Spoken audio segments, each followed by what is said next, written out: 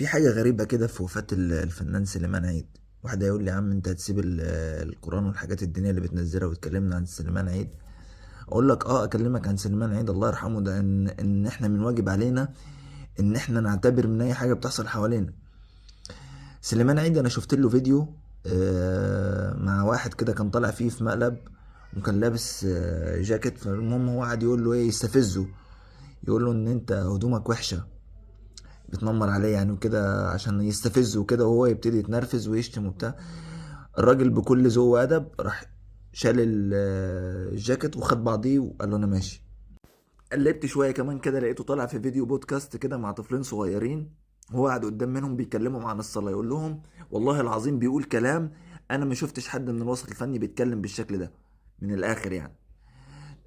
بيقول لهم ان انت لو مش بتصلي فابنك مش هيصلي، فانت ما تقعدش تقول له صلي وانت ما بتصليش، فبالتالي هو مش هيعمل زيك اصلا، هو مش يعني مش هيسمع كلامك، لان المفروض ان انت تصلي قدامه عشان خاطر هو يقلدك. العبره بقى مش هنا، العبره في ان ده راجل والله العظيم يا جدعان. يعني انا شفت له بوست، انت متخيل واحد كان قاعد معاك من ساعتين؟ يعني انت متخيل مثلا انت ديك مثلا بتكلمني وانا نزلت الفيديو ده، جيت بعديها بساعتين مثلا او بساعة بصيت لقيت خبر مثلا ان فلان ده توفاه الله. صدمة والله العظيم. يعني مهما انت تتخيل ومهما ان انا اقعد احكي واعبر عن اللي جوايا اللي انا حاسس بيه، موضوع صعب.